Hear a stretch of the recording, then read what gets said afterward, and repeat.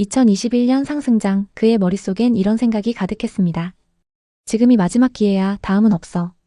남양주는 앞으로 계속 오를 거야. 문제는 가격이었습니다. 집값이 급등하면서 32평 매물이 8억 6천만 원에 나와 있었습니다. 2020년 6억 초반하던 매물이 1년도 안 돼서 2억 이상 올랐던 겁니다. 망설이던 그는 부동산 전문가의 조언을 듣고 큰 결심을 하고 마는데요. 상민 씨는 지금 어떻게 됐을까요? 2021년 봄 39세 김상민 씨는 깊은 고민에 잠겨 있었습니다. 오피스텔에 전세로 살던 그는 서울 강남에 위치한 대기업에서 근무하며 착실히 월급을 모아왔습니다. 골프나 명품에도 관심이 없었고 월급 대부분을 저축하며 지냈죠. 그 덕에 통장 잔고는 나날이 늘어갔습니다. 하지만 부동산이 오르는 걸 보고 저축만 해서는 안 된다고 생각했습니다. 직장 동료들과의 술자리에서 들려오는 부동산 투자 성공담. 다들 집 한 채로 인생을 바꿨는데 나만 이렇게 저축하고 있을 순 없지. 상민 씨는 점점 강하게 확신하기 시작했습니다. 그는 이제 저축만 하는 삶에서 벗어나 자산을 쌓는 부의 세계로 뛰어들어야 한다고 생각했습니다. 퇴근 후 집에 돌아오면 휴식 시간도 없이 부동산 투자 공부를 했습니다. 주말이면 노트북을 켜고 온라인 부동산 카페와 블로그를 뒤지며 정보를 수집했습니다. 그러던 중 남양주의 다산 신도시가 눈에 들어왔습니다. 8호선이 연장되면 서울 접근성이 더 좋아지고 신도시이기 때문에 앞으로 크게 오를 거야. 남양주에 투자해서 2억 이상 수익을 냈다는 지인의 이야기는 그의 투자 심리를 자극했습니다. 상민 씨는 이 기회를 놓치고 싶지 않았습니다. 그는 주말마다 시간을 내서 부동산을 방문했고 매물을 계속 찾아다녔습니다. 지금이 아니면 평생 후회할 거야. 그는 그렇게 자신을 다잡았습니다. 남양주는 당시 부동산 시장에서 확실한 투자처로 불리며 투자자들의 뜨거운 관심을 받고 있었습니다. GTX 8호선 연장, 왕숙지구 개발 등 각종 호재가 쏟아졌고 부동산 유튜버들은 지금 사지 않으면 앞으로 기회가 없다며 투자자들을 부추겼죠. 상민 씨는 그 말에 완전히 넘어갔습니다. 시간 날 때마다 다산 신도시 임장에 나섰죠. 새로 지어진 아파트들과 신도시 인프라를 보며 이곳이 곧 수도권의 새로운 중심지로 떠오를 거라는 확신이 들었습니다. 부동산에서 매물을 브리핑 받던 중 딱 마음에 드는 매물이 나왔습니다. 고객님, 이제 이 가격으론 다산에 집 못 사요. 갭으로 사면 충분히 가능하십니다. 상민 씨가 선택한 아파트는 다산 신도시 다산동에 있는 반도유보라 메이플타운이었습니다. 2021년 중순 당시 매매가는 8억 6천만 원이었습니다. 1년 반 만에 2억이 오르면서 이미 고점이라는 우려의 목소리도 있었지만 그는 이건 마지막 기회이고 앞으로 계속 오를 거라며 망설이지 않았습니다. 전세는 5억 5천만 원으로 맞췄고 나머지 금액은 모았던 자본과 대출로 충당했습니다. 당시 유행했던 갭 투자였죠. 적은 자본으로 큰 수익을 기대할 수 있는 이 전략은 빨리 부자가 될 수 있는 좋은 전략처럼 보였습니다.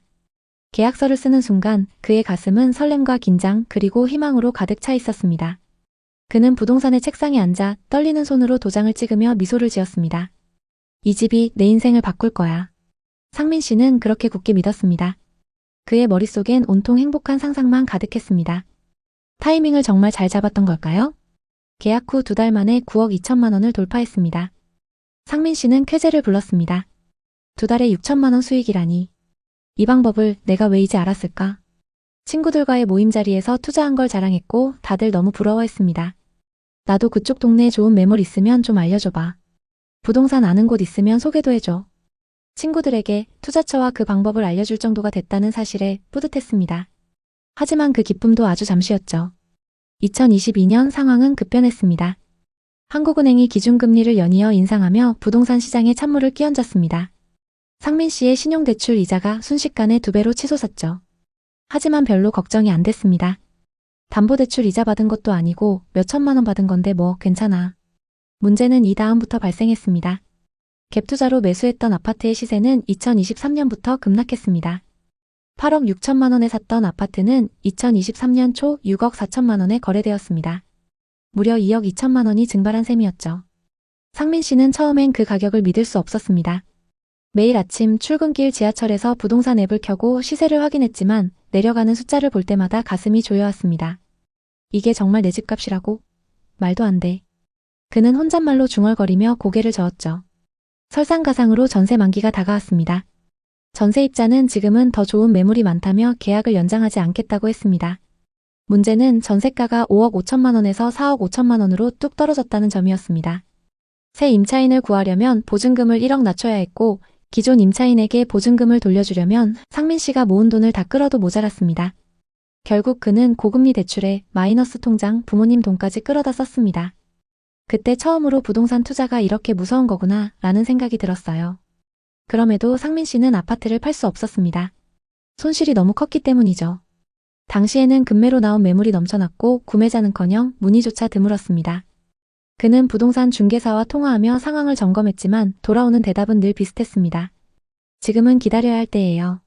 그렇게 기다린 지 한참이 지났고 현재 상민 씨는 매달 대출 이자를 내며 버티고 있습니다. 상민 씨가 매수한 아파트는 최근 7억 9,800만 원에 거래됐습니다. 조금 상승하긴 했지만 아직도 손해 중이죠. 아파트를 처분하지 못했고 실거주로 들어가기에도 여건이 맞지 않았습니다.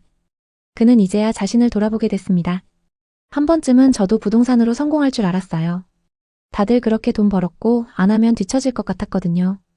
그는 부동산 투자를 완전히 포기한 건 아닙니다. 다만 접근 방식이 달라졌죠. 다시 한다면 감당할 수 있는 자금으로 시작할 거예요. 호재나 유튜브 말만 믿지 않고 전세가율, 매물량, 금리 같은 숫자를 먼저 볼 거고요. 2025년 10월 상민 씨 아파트의 동일 평형이 7억 9천만 원의 매물로 나와 있습니다. 2022년, 2023년 하락장일 때보단 많이 회복했죠. 하지만 아직도 1억가량 손실 중입니다. 본전까지 회복하려면 대체 언제까지 기다려야 하는 걸까요? 남양주 부동산 시장은 대규모 택지지구 개발과 지하철 호재를 등에 업고 지난 몇 년간 가파르게 상승했습니다. 새롭게 개발된 다산신도시, 별내지구, 그리고 지하철 8호선 연장 소식 등으로 많은 투자자들이 몰렸던 곳입니다. 하지만 지금 남양주는 아파트 하락세가 엄청나고 미분양 지식산업센터와 상가가 넘쳐나는 지역이 되어버렸습니다. 대규모 분양들이 한꺼번에 나왔는데 정작 그 물량을 받아줄 매수자가 없어 팔리지 않고 쌓여 있는데요. 급속도로 오르던 부동산에 힘입어 건설사들은 일제히 개발을 진행했습니다. 하지만 정작 일부 지역을 제외하고는 교통 인프라가 좋지 않아서 실제로는 불편해하는 사람들이 많습니다. 부동산 분위기가 급격히 안 좋아지면서 시장에 매물이 쌓이고 투자자들의 발길이 끊기자 가격은 급격히 하락하기 시작했습니다. 입지가 비교적 괜찮다고 하는 단지들도 최근 하락세를 피해가진 못했습니다. 다산 신도시의 2019년식 아파트 전용 84타입은 2020년 7월에 11억 3천만 원에 거래됐지만 이후 점점 떨어져 25년 9월에는 7억 9천만 원에 거래됐습니다. 무려 3억 4천만 원이나 하락한 건데요. 남양주는 2000년대 중반부터 수도권의 새로운 주거 중심지로 주목받기 시작했어요. 별내와 다산 같은 신도시 개발이 본격화되면서 젊은 층과 투자자들의 관심이 쏟아졌죠. GTX와 8호선 연장 계획은 남양주를 서울과 짧은 거리로 연결할 거라는 기대감을 키웠습니다. 별내지구와 다산 신도시의 신축 아파트들, 그리고 앞으로 개발될 왕숙지구에 미래 가치를 내세운 분양 광고까지. 하지만 2025년 10월 지금의 남양주는 그때와 분위기가 전혀 다릅니다. 다산의 30평대 아파트가 11억, 12억까지 치솟았던 게 엊그제 같은데 지금은 8억 후반, 9억 초반까지 뚝 떨어졌어요. 2023년엔 7억대까지 급락했던 적도 있었죠. 저점 대비 소폭 상승했지만 거래는 거의 안 되고 있습니다. 전문가들은 공급 과잉과 규제를 주요 원인으로 꼽아요. 2019년 이후 남양주에 입주한 아파트 물량은 폭발적으로 늘었어요. 2025년 10월 기준 남양주시 전체 아파트 매물은 약 11,500건으로 2023년 대비 2,000건이 늘었죠. 여기에 정부의 부동산 규제와 대출 제한이 겹치면서 매수 심리가 얼어붙었습니다. 특히 남양주 외곽 지역 아파트들은 고점 대비 30% 이상 빠진 거래도 심심찮게 보입니다. 상승장일 때 남양주의 비주거용 부동산도 엄청난 상승세를 보였는데요. 특히 개발업체들이 이 지역을 주목했고 대규모 아파트 단지와 상업시설을 세웠습니다. 당시 남양주에는 분양 열기가 엄청났습니다. 남양주의 가치는 아직 저평가됐다는 투자자들의 믿음과 저금리 상황에 지식산업센터와 상가 분양은 순조롭게 진행됐습니다. 그렇게 화려하게 분양에 성공한 건물이 완공되고 이제 사람들과 기업이 몰려들 차례였습니다.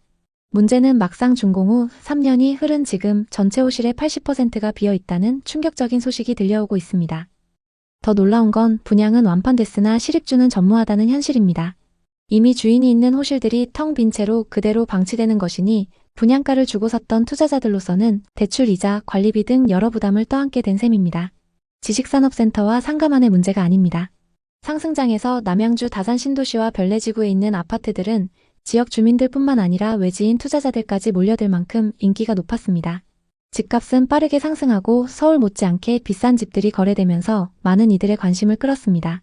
그 당시 분위기는 마치 집값이 계속해서 오를 거라는 믿음 때문에 다들 기회를 놓칠까봐 급하게 거래에 나섰습니다.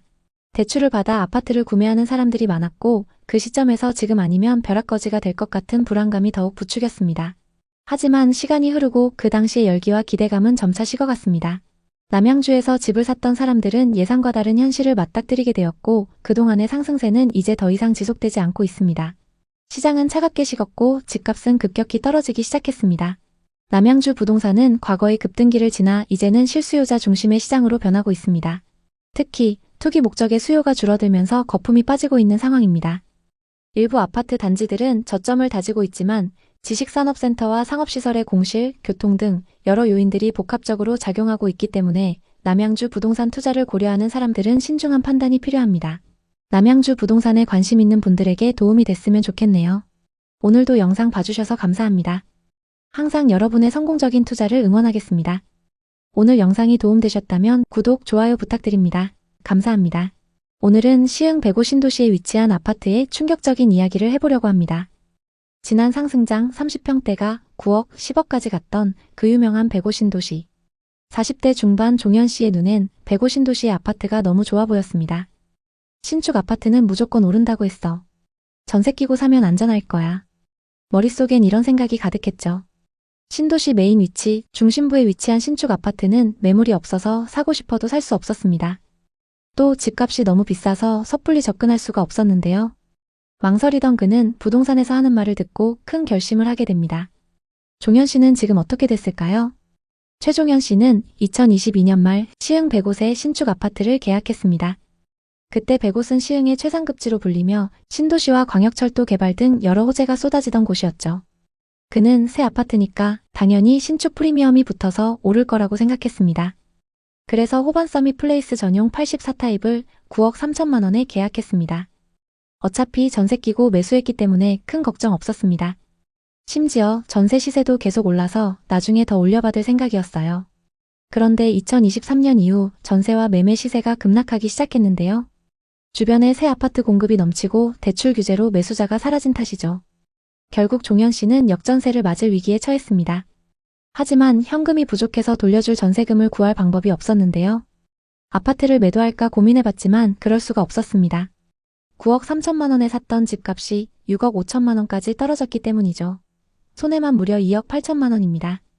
그는 새 아파트라는 맹신 때문에 입지와 공급량을 제대로 분석하지 않았다고 후회하고 있습니다. 지금 그가 산 아파트는 얼마에 거래되고 있을까요? 시흥 백오 신도시 요즘 말이 너무 많습니다. 그래서 제가 직접 발로 뛰며 확인해봤습니다. 구독자님들 요청도 많아서 오늘 시흥의 현장을 샅샅이 훑어보려고요. 여러분 경제가 어려우면 가족끼리 트러블이 많이 생기죠? 제 주변에도 집값 때문에 다투시는 분들 많아요. 왜냐하면 집값은 떨어지는데 대출 이자는 오르고 살기 점점 팍팍해지니까요. 일상이 힘들어지는 거죠. 백오 신도시의 중심부로 나가봤습니다. 이곳은 한때 대한민국 부동산의 핫플레이스였죠. 중심부의 공원과 대규모 상업시설들, 신세계 아울렛에 서울대병원과 역세권 개발 호재까지. 그런데 지금은 분위기가 심상치 않아요. 왜 그런지 하나씩 뜯어볼게요. 먼저 백옷 대장 아파트부터 얘기해볼까요? 호반 서밋과 SK뷰가 백옷에서 제일 잘 나가는 단지들로 꼽히죠. 입지가 워낙 좋아요. 신도시 중심부에 공원과 학교 접근성도 좋고 근처에 생활 편의시설도 많습니다. 이 주변 30평대 아파트가 2021년엔 9억 10억까지 찍었어요. 근데 2023년 초엔 5억 초중반까지 뚝 떨어졌다가 지금은 6억 중반 정도에 거래되고 있어요. 매매가가 반등하는 것처럼 보이지만 매물이 너무 많이 쌓여 있습니다. 거래량은 2025년 6월 이후 거의 없고 여전히 침체기라는 게 업계 얘기예요. 동욱 씨는 40대 중반 회사원이에요. 2021년에 백옷 상권이 뜰 거라는 기대감에 중심 상권에 1층 상가를 분양받았어요. 그때 백옷이 새로운 투자처로 떠오르면서 상가 투자붐이 일었죠. 동욱 씨는 은행 대출 4억, 자기 돈 3억 해서 총 7억 들여 1층 상가를 계약했어요. 위치가 주상복합 아파트 출입구 바로 앞이라 뭐가 들어와도 잘 될 거라고 생각했대요. 초기에는 부동산을 통해 문의도 꽤 왔어요. 그런데 2022년부터 경제가 어려워지면서 상권이 죽었어요. 임대료를 꽤 많이 깎아도 임차인이 안 들어왔어요. 공실이 벌써 3년째예요. 매달 관리비 수십만 원, 대출 이자까지 합치면 월 200만 원 가까이 빠져나가요. 처음엔 조금만 기다리면 될 거라 생각했지만 공실이 몇 년째 이어지자 반은 포기했어요. 스트레스로 머리도 다 빠졌다고 하소연했어요. 아내와는 부동산 얘기만 나오면 싸우게 됐대요. 7억에 계약한 상가를 지금 6억 2천만 원에 내놨는데 이 가격에도 안 팔려요. 이자랑 다 합치면 손실이 1억 5천이 넘는다고 해요. 기가 차서 웃음만 나온다고 하더라고요. 백오 신도시의 상업용 부동산은 임대료가 2023년 대비 15% 이상 하락했고 공실률은 계속 증가하는 추세예요. 여긴 상가 분양이 잘 됐던 곳인 만큼 동욱시처럼 상가 투자로 망한 분들이 많습니다. 아브뉴프랑 주변이 핵심 상권인데 2층은 빈 곳이 너무 많고 1층인데도 비어있는 곳이 눈에 띕니다. 2025년 기준 공실률 30%는 기본이고 준공 이후 계속 공실인 곳도 많아요. 상가 주인들 관리비랑 이자만 매달 내고 있겠죠? 심각해요, 진짜. 분양가도 만만치 않았는데 수익률이 안 맞습니다. 백오 신도시 거주하기엔 너무 좋아요. 큰 공원도 있고 새 아파트도 많고. 하지만 상권으론 썩 좋지 않습니다. 1층이야 그나마 유동인구로 해결이 되지만 2층부터는 답이 없습니다. 백오세 상가는 2010년대 후반 신도시의 영향으로 분양가가 엄청 높게 책정됐어요. 그럼에도 완판됐죠. 근데 지금은 임대료를 낮춰도 임차인이 안 들어와요. 왜냐하면 상권이 생각만큼 활성화되지 않았기 때문이에요. 상가는 신도시답게 깔끔하게 만들어졌어요. 민호 씨는 30대 후반 자영업자예요. 2020년 아브뉴프랑에서 스시집을 열었어요. 상가를 직접 분양받아서 열었죠. 분양가는 6억이었고 인테리어에 7천만 원을 썼습니다. 백옷은 배우 단지가 많고 신도시라 스시집이 잘 될 거라고 봤어요. 초반엔 장사가 잘 됐어요. 사진 찍기 좋은 비주얼로 SNS에 홍보가 되면서 주말 저녁엔 예약이 꽉 찰 정도였어요. 하루에 200만 원을 번 적도 있었어요. 근데 어느 순간부터 손님이 뚝 끊겼어요. 코로나 여파와 경제 불황이 찾아왔던 거죠. 또 주변에 경쟁 스시집이 많이 들어오면서 민호 씨의 가게는 손님이 점점 줄기 시작했어요. 어느 순간부터 장사가 안 되면서 이자 내기도 버거워져서 점심 메뉴도 추가하고 각종 할인 행사도 해봤지만 소용없었어요. 결국 2024년에 가게를 접게 되었습니다. 대출 이자 갚다가 개인 파산 직전까지 갔대요. 민호 씨는 다른 스시집에서 직원으로 일하면서 빚 갚고 있어요. 상가를 분양받은 게 최악의 선택이었다고 하더라고요. 실제로 백오 상가들의 임대료가 많이 내려왔어요. 그럼에도 불구하고 임차인 찾기가 어렵습니다. 백오 상권의 문제점도 짚어볼게요. 백오세는 주상복합 아파트가 정말 많습니다. 아파트 밑이 다 상가죠. 게다가 상업용 프라자 건물도 정말 많은데요. 근데 워낙 수요가 부족합니다. 또 상가들이 밀집되어 있어서 서로 경쟁이 엄청 치열합니다. 카페면 카페, 고깃집이면 고깃집 엄청나죠. 그리고 여기 사는 주민들 아니면 접근하기가 불편합니다. 이런 것들이 아쉬운 점입니다. 이제 시흥 백오 부동산의 미래를 생각해 볼까요? 일단 신도시라서 고층 건물들이 멋있게 서 있어요. 공원에는 사람들이 산책하는 모습도 보이고요. 여가 생활을 즐기는 모습 보기 좋습니다. 근데 반대로 부동산 시장은 찬바람이 불고 있습니다. 그나마 아파트 가격은 전세가 있어서 받쳐주고 있습니다. 하지만 이것도 최고가였을 때와 비교하면 너무 많이 차이 납니다. 얼마 전엔 최고가 8억 1천만 원까지 올랐던 아파트가 5억 1천만 원에 거래되면서 충격을 줬죠. 초기에 3, 4억대의 아파트를 분양받았던 분들은 수익 구간이라 상관이 없습니다. 하지만 상승장 후반부에 영끌에서 들어온 분들은 손해가 막심하죠. 태영 씨는 50대 초반 퇴직금으로 백옷 아파트에 투자했어요. 2021년 백옷 SK뷰 34평을 9억 9,500만 원에 샀죠.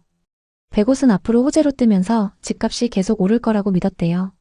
전세 끼고 투자했는데 초기에 전세가 쭉쭉 올라 기뻤어요. 재계약할 때 올려받을 생각을 하면서요. 그런데 2023년부터 금리 인상과 공급 과잉으로 집값이 뚝 떨어졌어요. 전세도 같이 내려갔고 매매가는 6억 4천만 원까지 하락했어요. 임차인이 전세 시세를 내려달라고 했고 급하게 고금리 대출을 받아 돌려줬죠. 태영 씨는 집을 팔고 싶었지만 너무 떨어져서 팔 수도 없었습니다. 팔면 손해만 3억 5천만 원이었기 때문이죠. 집값이 오를 거라던 사람들의 말만 믿고 무리해서 투자했던 게 실수였습니다. 태영 씨는 지금도 열심히 빚을 갚고 있지만 아직 갈 길이 멉니다. 부동산이 하락하면 부부나 가족 간 사이가 나빠지기 마련입니다. 가정의 미래가 걸릴 정도로 큰 돈이 들어가기 때문인데요. 그래서 이런 분들을 보면 더 안타깝습니다. 그럼 시흥 백옷 부동산 바닥은 어디일까요? 2025년 들어 백옷 아파트 시장은 더 큰 폭으로 하락했어요. 대표단지 전용 84타입이 8억 3천만 원에서 5억 3천만 원으로 3억 하락했어요. 저렴한 가격대의 매물들이 계속 나오고 있는 상황입니다. 하지만 매수자들은 아직도 비싸다고 생각하는 걸까요? 이 가격에도 거래가 안 되고 있습니다. 현재 거래량이 저조하기 때문에 당분간 부진이 이어질 거예요. 거래량은 2025년 초 기준 2024년에 비해서 조금 늘었지만 6월 규제가 시작되면서 급격히 감소했습니다. 자세히 살펴보면 매물 건수는 9,600건으로 2023년부터 계속 늘어나는 추세이고 거래량은 4,100건으로 작년 5,800건 대비 많이 감소했습니다. 상업용 부동산은 임대료가 하락세지만 수요가 더 크게 줄어들며 침체가 더 악화되고 있습니다. 상업시설과 지식산업센터의 미분양 매물이 넘쳐나는 가운데 기존에 분양받은 사람들까지 매물을 던지면서 공급이 폭증하고 있습니다. 여러 가지 분양 혜택에도 계약이 안 되고 있습니다. 이미 분양을 받았던 주인들은 임차인이 안 구해져서 이자를 감당하기도 어렵습니다. 그나마 아파트는 상황이 좋은 편이지만 그것도 비주거용 부동산과 비교했을 때 얘기입니다. 아파트만 놓고 봤을 때 서울이나 수도권 상급지와는 분위기가 확연히 다릅니다. 시흥의 아파트 매물은 2025년 10월 기준 9,666건으로 2023년 대비 23% 늘었습니다. 2018년 이후 신축 아파트가 계속 들어서면서 좁은 지역의 물량이 급격히 늘어났습니다. 상승장 끝물에 영끌에서 산 아파트 때문에 손해가 막심한 사람들도 많습니다.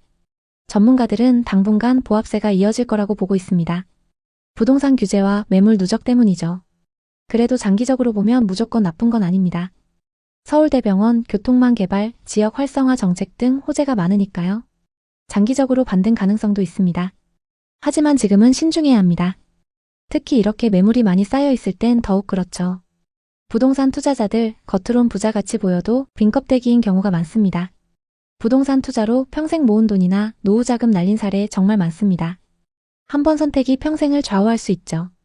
시흥 105 투자를 생각하신다면 꼭 현장에 와서 확인하세요. 전세와 매매 시세, 거래량, 그리고 공실률과 임대료 전부 다 체크하셔야 해요. 시흥 105 신도시 여전히 매력적인 도시지만 단기 상승을 기대하며 섣불리 접근하시면 안 됩니다. 여러분의 소중한 자산 꼭 지키시길 바랍니다. 오늘 이야기 어떠셨나요? 혹시 이와 비슷한 부동산 고민이나 경험이 있으신가요? 여러분의 이야기가 있다면 자유롭게 공유해주세요. 누군가에겐 큰 힘이 될 수 있습니다. 오늘의 이야기에 공감하셨다면 구독과 좋아요를 눌러주세요. 오늘도 시청해주셔서 감사합니다. 다음 편엔 더 좋은 내용으로 찾아뵙겠습니다. 미연 씨는 2021년 6월 일산 서구 주엽동의 구축 아파트를 매수했습니다. 강선마을 6단지 48평을 9억 3,500만 원에 매수했는데 자기 자본 4억에 나머지는 대출을 받아 계약했습니다. 당시 일산은 무조건 오른다는 분위기였습니다. 일기 신도시 재건축 호재와 역세권 인프라로 기대감이 엄청났죠. 하지만 지금은 어떨까요? 그 아파트 값은 7억대로 뚝 떨어졌습니다. 현재 동일평형 7층과 15층 매물이 각각 7억 2천만 원, 7억 4천만 원에 나와 있죠. 대출 이자는 매달 꼬박꼬박 빠져나가는데 집값은 2억이나 하락했고 전세 시세도 많이 떨어졌다고 합니다. 미연 씨는 이렇게 말했습니다. 이제 이자 내느라 생활비도 빠듯해요.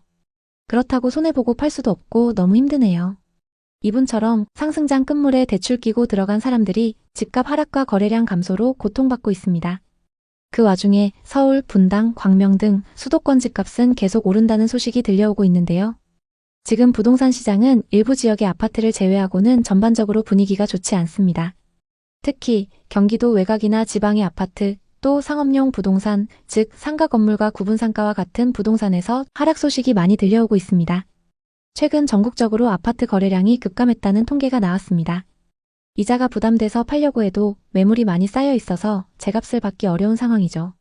실제로 현장에서 느끼는 체감은 훨씬 더 심각합니다. 김포에 사는 정한 씨는 2021년에 9억 주고 한강 메트로자이를 샀습니다.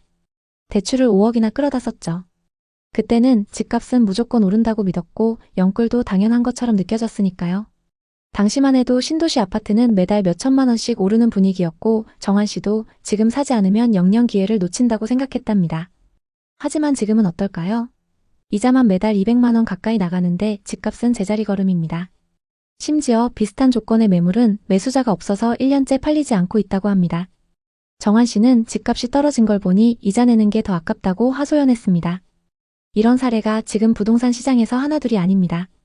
집을 살 때 6억 이상 대출을 받을 수 없어졌고 금리도 높은 상황이라 이자 부담이 커졌습니다. 예전에는 은행에서 집을 담보로 돈을 쉽게 빌릴 수 있었지만 지금은 절대 금액 자체가 제한되다 보니 자기 자본으로 집을 살 수밖에 없어졌죠. 그런데 대부분 현금이 부족하기 때문에 거래량이 급감한 겁니다. 거래량이 줄면 자연스럽게 가격이 더 불안정해집니다. 실제로 전체 시장은 소강 상태이고 대출 조이기로 인해 젊은 세대나 서민층 수요가 꺾인 상황입니다. 특히 20대와 30대 수요가 급감하면서 시장의 활력이 떨어지고 있습니다. 또 다른 사례를 한번 살펴보겠습니다. 이민수 씨의 이야기입니다. 이분도 부동산 투자를 잘못해서 큰 손해를 봤는데요. 2020년이었습니다. 그때 부동산 시장은 하루가 다르게 오르고 있었죠. 민수 씨도 뒤처질 수 없다는 생각에 덜컥 투자에 뛰어들었습니다. 당시 꼬마 빌딩 영끌 투자가 유행했는데요. 민수 씨는 용인의 18억짜리 꼬마 빌딩을 대출 13억 끼고 샀습니다. 현금 5억 가지고 18억짜리 꼬마 빌딩을 사는 게 가능했죠. 월세 수익이 나쁘지 않을 거라는 계산이었고 빌딩 값도 오를 거라는 장밋빛 꿈을 꿨습니다. 처음에는 임차인들이 꽉 차 있어서 괜찮았습니다. 매달 월세가 들어오고 이자도 겨우 맞추면서 버텼죠. 그런데 코로나가 터지면서 임차인들이 하나둘 빠져나가기 시작했습니다. 공실률이 30%까지 치솟았고 월세 수익은 기대 이하로 떨어졌습니다. 대출 이자는 매달 540만 원씩 꼬박꼬박 나가는데 수익으로는 그걸 감당하기 버거웠습니다. 민수 씨는 조금만 버티면 되겠지 라고 생각하며 2년을 버텼지만 결국 빌딩을 20억에 내놓았습니다. 그동안 들어간 돈이 있으니 2억 올려서 내놨는데요. 그런데 이게 또 안 팔리는 겁니다. 1년 넘게 매물로 내놨는데 매수 문의조차 거의 없었습니다. 지금까지도 매물이 팔리지 않고 있는데요. 민수 씨가 털어놓길 부동산은 주식처럼 쉽게 사고 팔 수 있는 게 아닙니다.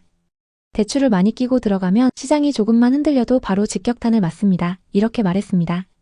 현재 서울 수도권에는 민수 씨와 비슷한 상황에 처한 분들이 많습니다. 특히 상업용 부동산 꼬마 빌딩 같은 경우는 공실률 때문에 더 심각합니다. 민수 씨처럼 레버리지를 활용해서 들어간 사람들이 시장 변동에 취약해진 것입니다.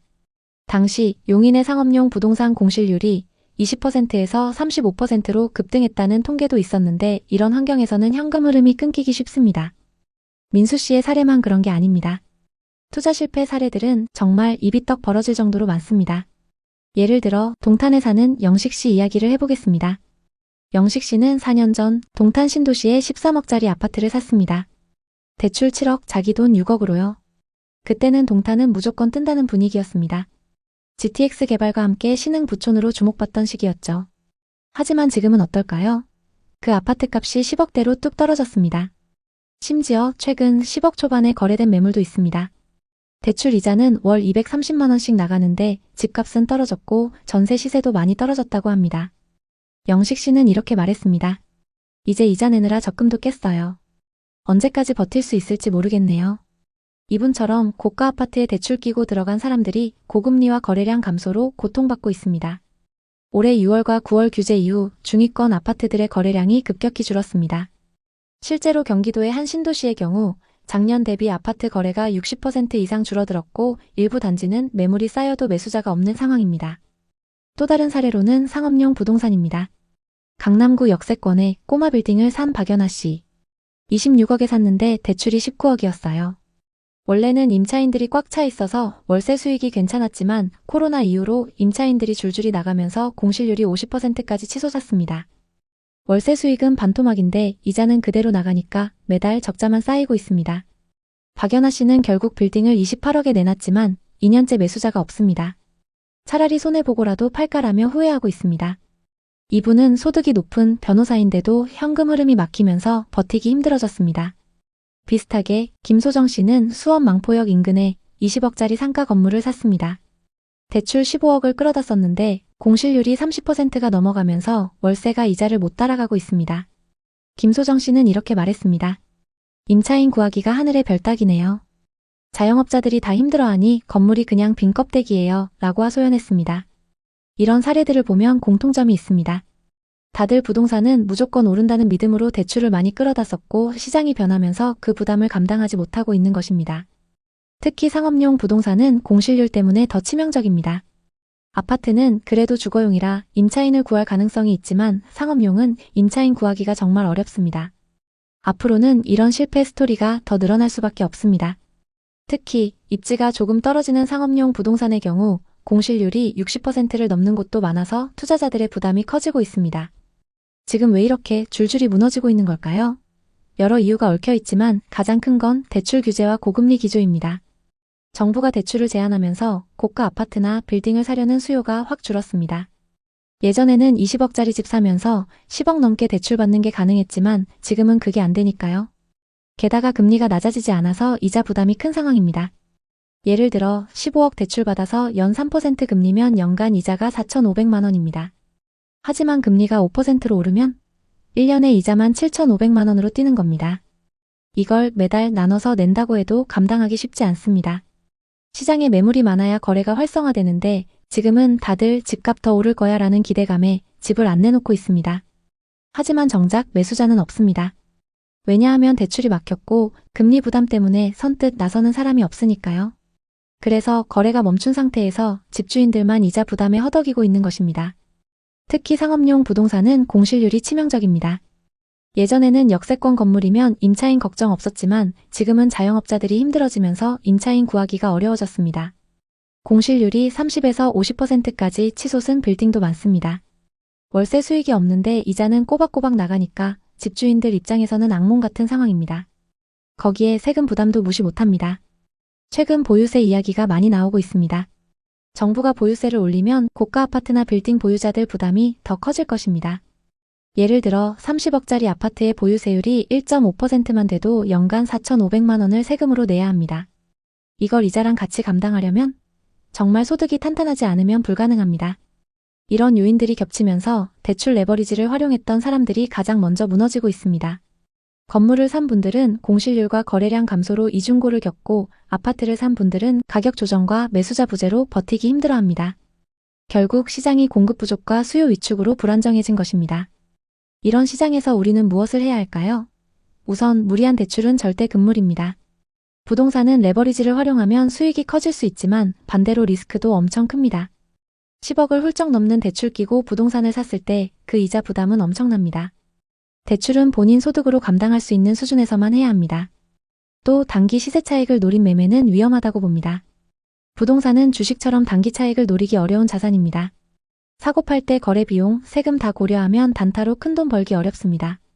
특히 지금처럼 거래가 멈춘 시장에서는 더더욱 그렇습니다. 장기적인 관점으로 접근해야 합니다. 시장 흐름을 읽어야 한다는 것도 중요합니다. 부동산 시장은 정부 정책, 금리, 경제 상황에 따라 급변합니다. 예를 들어 지금은 금리가 오르고 대출 규제가 강해진 상황이니까 무리한 투자는 피해야 합니다. 반대로 시장이 안정화되고 저렴한 매물이 늘어나면 그때 기회를 노려보는 게 좋습니다. 그리고 현금 흐름을 확보하는 게 핵심입니다. 부동산 투자는 결국 현금 흐름 싸움입니다. 월세 수익이 안정적이거나 본인 소득으로 이자를 감당할 수 있는 구조를 만들어야 합니다. 공실률 높은 상업용 부동산은 특히 조심해야 합니다. 아파트를 산 경우도 임차인 유치나 임대 수익을 미리 계산해야 합니다. 수익성이 떨어지면 바로 직격탄입니다. 보유세 강화나 금리 변동을 미리 대비하는 태도도 필요합니다. 결국 부동산은 물건을 사듯 들었다 놨다 하는 게 아닙니다. 마트 가서 장을 볼 때도 가격 보고 고민하는데 수억, 수십억짜리 아파트를 살 때는 당연히 더 큰 고민이 필요하죠. 그렇게 비싼 아파트를 대출로 산다는 건 더 오를 거라는 믿음 때문입니다. 하지만 이제 그 믿음이 흔들리고 있습니다. 부동산 투자는 단기적인 차익을 노리기보다는 안정적인 수익 구조를 만드는 데 초점을 맞춰야 합니다. 예를 들어 임대 수요가 꾸준한 지역이나 소형 주거용 부동산에 투자한다면 공실 리스크를 줄일 수 있습니다. 마지막으로 앞으로 부동산 시장이 어떻게 될지 예측해 보겠습니다. 지금이 부동산 시장의 전환점이라고 봅니다. 고가 아파트나 상업용 부동산은 당분간 거래가 더 줄어들 가능성이 높습니다. 정부가 대출 규제를 풀지 않는 한 매수자가 쉽게 나타나지 않을 것입니다. 게다가 보유세가 강화되면 고가 부동산 보유자들이 매물을 내놓으면서 공급이 늘어날 수도 있습니다. 그렇게 되면 가격 조정이 올 가능성도 배제할 수 없습니다. 특히 강남권 고가 아파트나 역세권 꼬마 빌딩 같은 경우 지금처럼 이자 부담과 공실률 문제로 버티지 못하는 주인들이 늘어나면 시장에 매물이 쌓일 것입니다. 그때가 되면 가격이 더 현실적으로 조정될 가능성이 높습니다. 물론 장기적으로 보면 부동산은 여전히 매력적이지만 단기적으로는 조심해야 할 타이밍입니다. 올해 상반기 데이터를 살펴보면 서울 아파트 매매가가 상승했지만 이는 규제 전 거래의 영향이고 하반기에는 크게 둔화될 것입니다. 입주 물량 감소로 전세가율이 급격히 떨어진 곳도 있어서 임대 시장도 불안정합니다. 대출 의존했던 분들은 더 힘들어질 수 있습니다. 또 상업용은 공실 문제로 장기 불황이 올 수도 있습니다. 한국은행의 최근 보고서에 따르면 금리가 내년까지 고금리를 유지할 가능성이 높다고 하니 이자 부담은 더 커질 수 있습니다. 여러분, 오늘 이야기 어떠셨나요?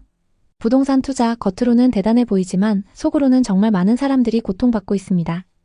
큰 실패를 겪은 분들의 이야기를 들으며 부동산 투자만큼 신중해야 하는 것도 없다는 걸 다시 한번 느꼈습니다.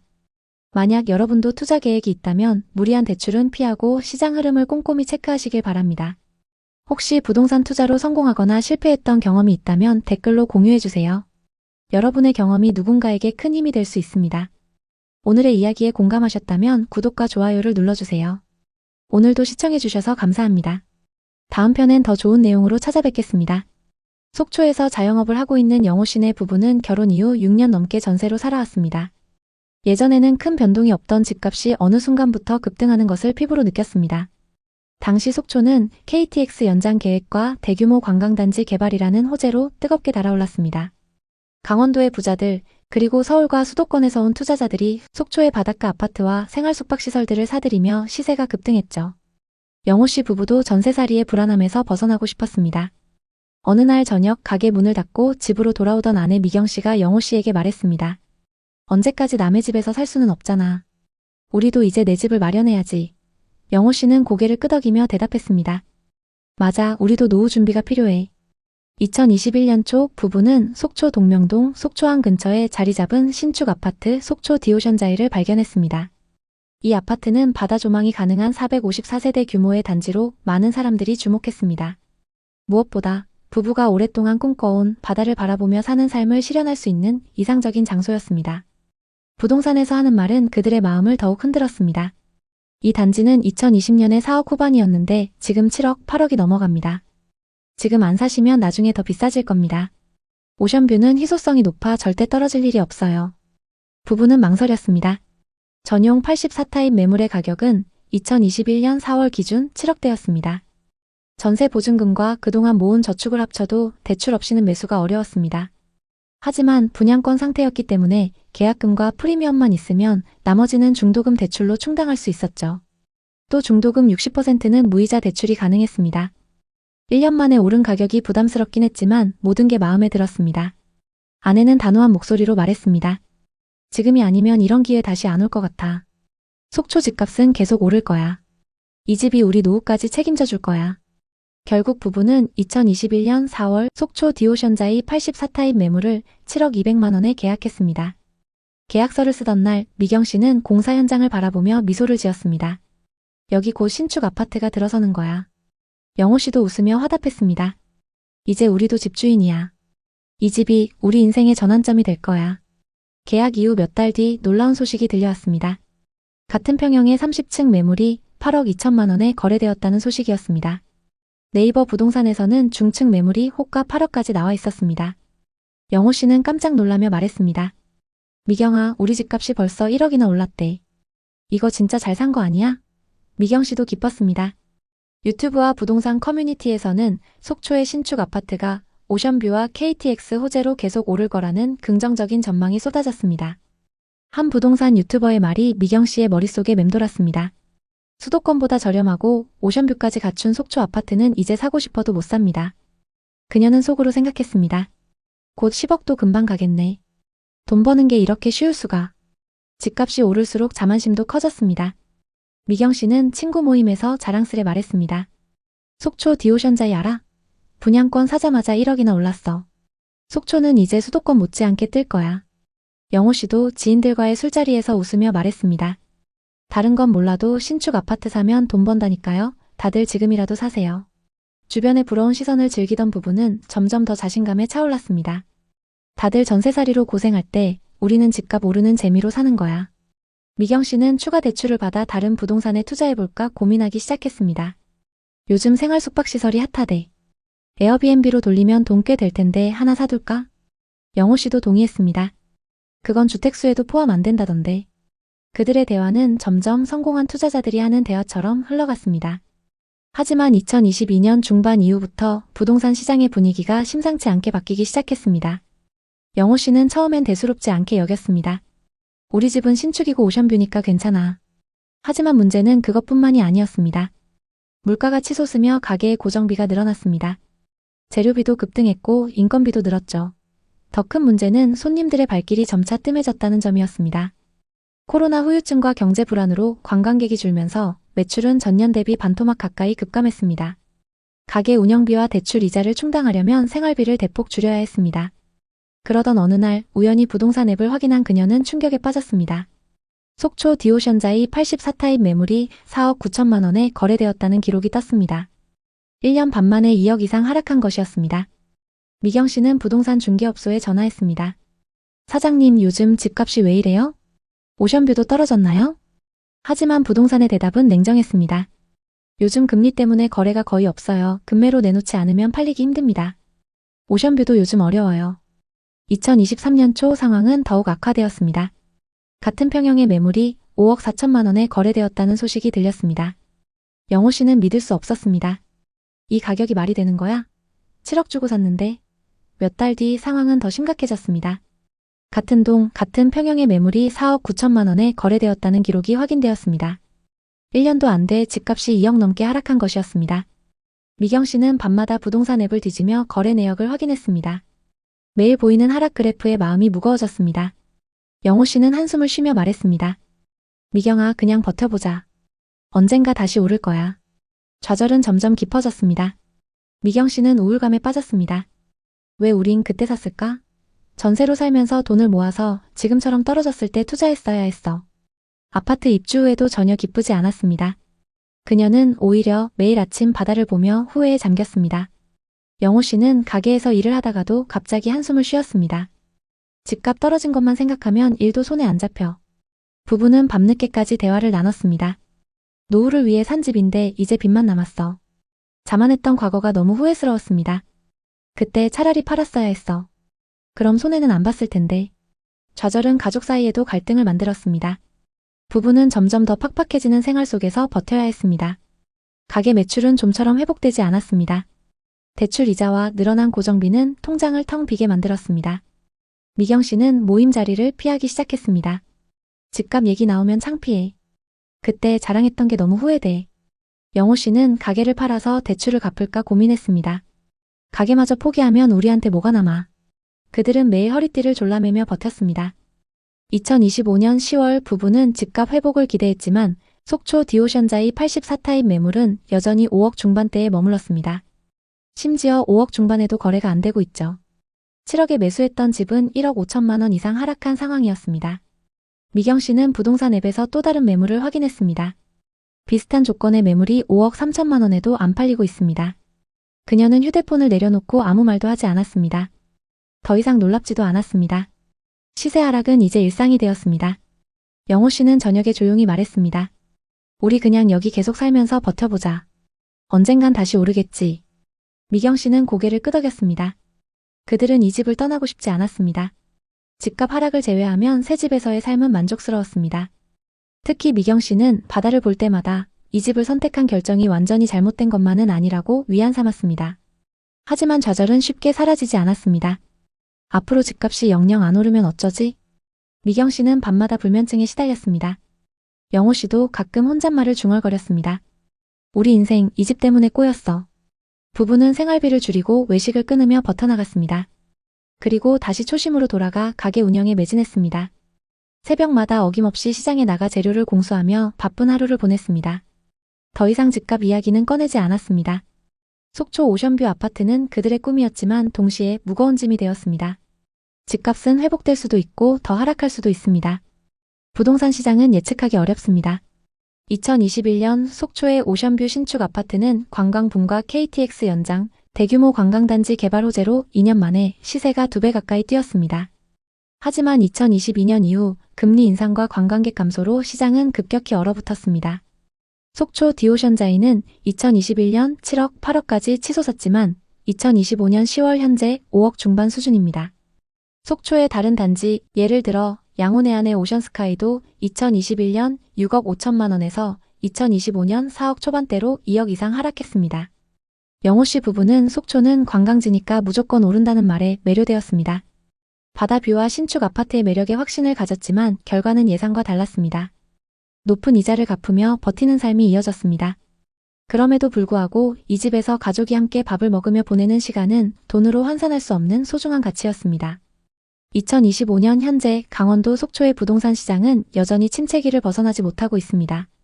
매매지수는 지속적으로 하락세를 보이며 속초를 포함한 동해안 지역의 부동산 시장은 약세를 면치 못하고 있습니다.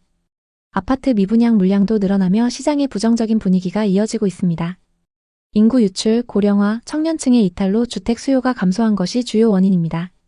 속초는 관광 의존도가 높아 코로나 후유증과 경제 불황으로 인한 관광객 감소가 시장에 큰 타격을 주었습니다. 특히 계속되는 고금리 기조와 대출 규제로 거래량이 급감하며 가격 하락이 가속화되었습니다. 다만 긍정적인 전망도 없지는 않습니다. KTX 연장, 대규모 리조트 개발 등 인프라 개선이 기대를 모으고 있습니다. 속초는 설악산과 동해의 자연환경을 갖춘 지역으로 장기적으로 관광 수요 회복 가능성이 큽니다. 일부 전문가들은 2026년 이후 금리 인하와 관광객 유입이 맞물리면 속초 부동산 시장이 바닥을 찍고 반등할 가능성을 조심스럽게 점칩니다. 특히 바닷가 인근의 오션뷰 아파트는 여전히 투자 매력도가 높습니다. 하지만 단기적인 리스크도 만만치 않습니다. 금리 인하가 지연되거나 정부의 부동산 규제가 강화된다면 추가 하락 가능성이 있습니다. 속초는 수도권과 달리 수요층이 제한적이어서 관광객 회복 속도에 따라 시장 반등 시점이 달라질 수 있습니다. 투자자들은 단기적인 반등보다는 장기적인 관점을 가져야 합니다. 부동산은 단순히 오르고 내리는 것만 보는 투자의 대상이 아닙니다. 가족의 미래, 자녀의 교육, 노후 안정을 걸고 선택하는 삶의 중요한 결정입니다. 하지만 그 선택이 항상 성공으로 이어지는 것은 아닙니다. 시장은 예측보다 훨씬 빠르게 변합니다. 앞서 살펴본 부부처럼 많은 이들이 확신을 갖고 했던 투자가 예상치 못한 결과로 이어졌습니다. 누군가는 버텨가며 탈출구를 찾을 수 있지만 누군가는 손실을 감당하지 못할 수도 있습니다. 섣부른 투자는 그만큼 위험합니다. 최근 정부의 연이은 부동산 정책 발표로 시장은 또 한 번 변화의 기로에 서 있습니다. 부동산 시장의 변화를 예의주시하며 변화에 대응할 전략을 미리 세우는 것이 필요합니다. 혹시 비슷한 부동산 고민을 하고 계신가요? 여러분의 이야기를 공유해주세요. 당신의 경험이 누군가에게 큰 힘이 될 수 있습니다. 오늘 이야기에 공감하셨다면 구독과 좋아요를 눌러주세요. 오늘도 시청해주셔서 감사합니다. 다음 편에서 더 알찬 이야기로 찾아뵙겠습니다. 성준 씨는 2년 전 입지 좋은 곳에 새 아파트를 분양받았습니다. 살다 보니 이런 대박도 난다며 좋아했습니다. 전체 분양가가 너무 비싸서 다 자기 돈으로 낼 순 없었고 입주 시점에 맞춰서 전세를 줄 생각이었어요. 하지만 앞으로 입주하는 아파트에 전세를 주지 못하게 됐습니다. 전세를 주면서 새 아파트를 갖는 게 금지됐기 때문인데요. 곧 입주를 앞두고 있는데 전세 대출까지 막히면서 임차인이 안 구해지고 있습니다. 성준 씨는 당연히 전세를 줄 생각으로 분양받은 건데 저 이제 어떡하죠? 라며 걱정하고 있습니다. 직접 거주하기엔 돈이 부족하고 전세를 주자니 규제로 막아버리고 까딱 잘못하면 분양 계약을 포기해야 할 판입니다. 지금 신축 아파트에서 이런 사례가 계속 발생하고 있는데요. 이 사람들 외에 주택을 한 채만 갖고 있는 사람들도 지금 큰 위기에 처했습니다. 대체 어떤 위기일까요? 6월과 9월 부동산 정책 발표 이후 또 다른 규제 정책이 예고되고 있습니다. 기존에 시행된 정책들이 초강력 규제였음에도 그보다 더 강력한 패키지 대책이 나올 거란 예측이 많습니다. 현재 집값이 여전히 불안정하게 오르내리고 중산층과 서민들 사이에서 집 사는 건 이제 꿈도 못 꿔요. 우린 부자도 아닌데 왜 막나요? 이런 한탄이 쏟아지고 있어요. 오늘 이 영상에서는 이 복잡한 규제 속에서 가장 피해를 입을 사람들이 누구인지 그리고 지금 당장 확인해야 할 부분들은 어떤 게 있는지 차근차근 풀어보겠습니다. 또 제가 직접 목격하거나 들은 실제 사례를 자세히 공유할게요. 이 영상 끝까지 보시고 나면 여러분의 부동산 계획이 달라질지도 몰라요. 먼저 정부 대책의 배경부터 짚어보죠. 올해 초부터 서울 집값이 10% 넘게 치솟았어요. 특히 한강변 지역에서 신고가 거래가 쏟아지며 정부가 더 이상 가만두지 못하고 여러 가지 정책을 내놓은 겁니다. 표면적으로는 주택 공급을 늘리겠다고 표현했어요. 매년 27만 호 착공, 총 135만 호 공급을 목표로 한다고 했죠. 공공택지 개발과 재건축 규제 완화로 일기 신도시를 부활시키겠다는 계획도 포함되어 있습니다. 공급 정책을 보면 부동산 시장이 안정화될 것으로 보입니다. 공급이 늘면 자연스럽게 가격이 안정될 테니까요. 하지만 그 공급이 현실화되기 전에 우리 같은 평범한 사람들이 먼저 위기에 몰릴 수 있습니다. 또 진짜 핵심은 금융 규제입니다. 정부가 투기 수요 억제를 명분으로 대출 기준을 역대급으로 강화했어요. 가계부채가 1900조 원을 돌파했고 전세 대출만 200조 원에 달했거든요. 이게 부동산 과열의 주범이라고 판단한 거죠. 이번 대책으로 LTV와 DSR을 더 세게 조였습니다. 이민호 씨는 2018년 부동산 투자를 시작했어요. 그 당시 무자본 갭 투자라는 말이 유행했습니다. 그땐 전세 대출도 잘 나오고 임차인도 잘 구해지던 시절이라 많은 사람들이 갭 투자에 뛰어들었는데요. 민호 씨도 서울 근교에 빌라를 샀습니다. 매매가 3억에 전세는 2억 8천만 원으로 세팅했어요. 자기 돈 2천만 원만 투자했고 임차인은 한 달 만에 구했어요. 금방 시세가 오르자 투자에 눈이 멀었고 그렇게 다음 계약도 진행했습니다. 두 번째 빌라는 매매가 2억 5천만 원, 전세 2억 3천만 원에 세팅했습니다. 그렇게 두 채를 샀고 몇 달 만에 4천만 원이 올랐습니다. 이게 부자의 길이구나 라고 생각하면서 또 다음 투자를 계획했습니다. 출퇴근길에 부동산 매물만 들여다봤죠. 하지만 어느 순간부터 빌라 시장이 흔들렸어요. 첫 번째 빌라 임차인이 이사를 가면서 전세금 2억 8천만 원 반환을 요구했는데 민호 씨는 현금이 없었어요. 갭투기라 전세에만 의존했으니까요. 결국 어렵게 전세 반환 대출과 신용 대출을 받아 해결했습니다. 하지만 문제는 두 번째 빌라였어요. 두 번째 빌라 임차인은 재계약 시점에 전세금을 낮춰달라고 했죠. 하지만 돈이 없어서 가족과 지인들에게 돈을 빌렸고 모자란 돈은 사금융 업체까지 연락해서 채웠습니다. 그 사이 빌라 집값이 쭉쭉 떨어졌고 총 1억 5천만 원 손실에 신용까지 망가졌어요. 민호 씨는 앞으로가 더 걱정입니다. 앞으로는 다주택자가 아니어도 피해를 입을 수 있는데요. 바로 이 규제 때문입니다. 1주택 보유자의 전세 대출 한도 축소. 핵심은 이겁니다.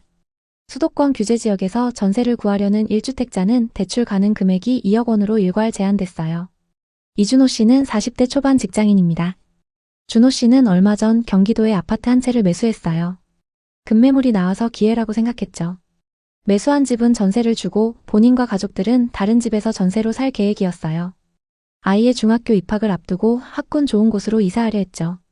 전세 보증금 5억 원대 아파트를 물색하며 아파트를 매수하고 남은 자본에 추가로 3억 정도를 빌려서 계약하려고 했죠. 이사 비용과 부대 비용까지 계산해보니 충분할 거라는 결론이 나왔고 계약금까지 냈습니다. 그런데 9월 7일 대책 발표 후 은행에 문의하니 한도는 최대 2억입니다. 나머지 1억은 자부담하세요 라는 답이 돌아왔어요.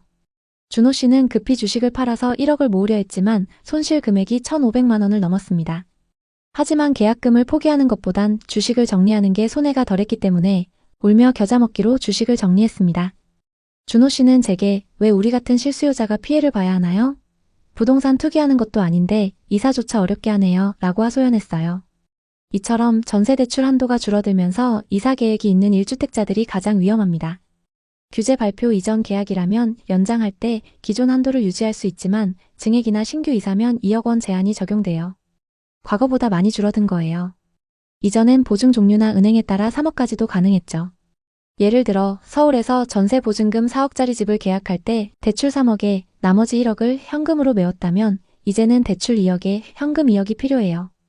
1억 원을 추가로 마련해야 하는 거죠. 이게 왜 큰일이냐면 정부 통계에 따르면 수도권 1주택자 중 전세 대출 이용자의 30%가 2억을 초과해 빌리고 있기 때문입니다. 평균을 내보면 이번 규제로 각각 6,500만 원 정도씩 한도가 줄어들게 됩니다. 자녀 교육이나 직장 이동으로 이사해야 하는 분들에게는 청천벽력 같은 소식이죠. 예를 들어 서울에 아파트를 가진 1주택자가 다른 지역으로 이사하려 한다고 가정해보겠습니다. 전세 보증금 4억 집을 계약했다면 이제 대출 2억에 현금 2억이 필요해요. 과거엔 대출을 3억까지 받고 현금은 1억이면 됐지만 이제 현금을 2억이나 마련해야 하니 가계 재정이 흔들릴 수 있죠. 이 규제의 핵심은 전세를 끼고 매매하는 방식인 갭 투자를 차단하려는 거예요. 정부는 1주택자들이 자기 집을 세놓고 다른 집에 전세로 거주하면서 더 비싼 곳으로 갈아타는 것을 문제로 봅니다. 자료에 따르면 전세 대출이 2025년 200조 원에 달하는데 이것이 전세와 매매 시세 상승을 부추겼다고 합니다. 그래서 정부가 빚으로 부동산 사는 시대는 끝났다고 선언한 거죠. 이제 두 번째 주요 변화로 넘어가겠습니다. 규제 지역 LTV가 50%에서 40%로 낮아졌어요. 집값 대비 빌릴 수 있는 비율이 10%포인트 줄어든 거예요. 예를 들어 규제 지역의 12억 아파트를 사려면 과거엔 6억 대출에 6억 현금으로 가능했지만 이제 4억 8천만 원 대출에 7억 2천만 원 현금이 필요해요. 1억 2천만 원이 더 들어가는 거죠. 또 6개월 내 입주 의무가 붙었어요. 새 집을 산 후 그 집에 입주하지 않으면 대출을 회수한다고 합니다. 전세를 끼고 집을 사는 갭 투자를 막겠다는 거죠. 왜냐하면 똘똘한 한 채 쏠림으로 고가 주택 가격이 과열됐기 때문이에요. 정부는 이걸로 투기 수요를 차단하려 해요. 더 강력한 건 수도권 규제 지역에서 매매 사업자와 임대 사업자의 주택 담보 대출이 완전히 금지됐어요. LTV 0%입니다. 기존 사업자도 9월 8일부터 적용됐어요. 이는 개인 대출을 피하려 사업자 명의로 돈을 빌리던 우회 대출을 막은 조치예요. 상가하고 주택이 섞인 건물도 주택 비중 50% 초과면 담보대출 제한을 받습니다. 김미경 씨는 50대 중반 임대사업자입니다. 미경 씨는 상반기에 경기 성남 분당에 상가주택을 추가로 매입해 사업을 키우려 했어요.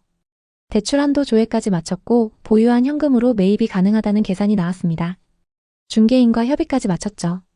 그런데 9월 7일 대책이 시행됐고 사업자 주담대 0% 소식을 듣고 충격받았어요. 은행에서 사업자도 대출 안 됩니다. 라고 했고 미경 씨는 거래를 포기해야 할 판입니다. 미경 씨는 임대업이 노후 대비였는데 이제는 다 막아서 할 수 있는 게 없네요. 정부가 사업자를 투기꾼 취급하네요. 라며 속상해했어요. 이제 더 깊이 들어가 보죠. 앞으로 주목할 또 다른 점은 투기 과열지구 재지정 움직임이에요. 서울 마포구, 성동구 등이 거론되고 있습니다. 이 지역들이 규제 지역으로 지정되면 대출이 더 엄격히 적용돼요. 게다가 전세대출 보증 비율도 줄었어요. 보증 심사도 강화돼 소유권 이전 조건 대출은 금지됐습니다. 이건 다주택자뿐만 아니라 무주택자에게도 큰 타격이에요. 물론 이미 주택이 있는 사람이 더 심한 규제를 받습니다. 추가로 주택을 사려면 LTV 0%이고 6개월 내 기존 주택을 매각 안 하면 대출이 회수돼요. 정부는 담보대출은 물론 전세대출도 상승을 부추긴다고 봅니다. 그래서 하반기에 DSR을 전세대출과 정책대출까지 확대할 계획이에요. 소득 대비 상환 능력을 따지는데 대출액이 최대 30%까지 줄어들 수 있습니다. 퇴직자나 주부처럼 소득 증빙이 어려운 분들이 가장 큰 피해를 볼 거예요. 박성준 씨는 30대 후반 IT 업계 종사자예요. 성준 씨는 서울에 새 아파트를 분양받았습니다. 로또 당첨이라고 좋아하면서 입주 시점에 전세를 줄 생각이었어요. 하지만 최근 정부의 규제로 전세를 주면서 새 아파트를 소유하는 방법이 차단됐습니다. 곧 입주를 앞두고 있는데 전세 대출까지 막히면서 임차인이 안 구해지고 있습니다. 성준 씨는 당연히 전세를 줄 생각으로 분양받은 건데 저 이제 어떡하죠? 라며 걱정하고 있습니다. 주변에선 부동산은 무조건 오른다 했지만 임차인을 구하지 못해서 계약이 파기될 위기에 놓였습니다. 최근 신축 분양 아파트에서 이런 사례가 많이 발생하고 있습니다. 정부는 왜 이렇게 돈줄을 죄는 걸까요? 바로 가계부채 폭증 때문이에요. 2025년 주택담보대출과 전세대출이 수백조 원으로 매우 심각합니다. 정부는 이게 집값 상승의 원인이라고 보고 있습니다. 그래서 대출 규제부터 시행한 거죠. 게다가 하반기 추가 정책이 예고되어 있습니다. 아직 확정된 건 아니지만 주담대 한도를 6억에서 4억으로 낮출 가능성이 있고 15억 초과 주택 대출 금지도 말이 나오고 있어요. 게다가 소득에 대한 한도도 조정하면 연소득 1억인 사람 기준 한도는 기존 대비 최대 1억 5천만 원까지 줄어들게 됩니다. 정부는 실수요자 보호를 내세우지만 점점 내 집 마련 문턱이 높아질 거예요.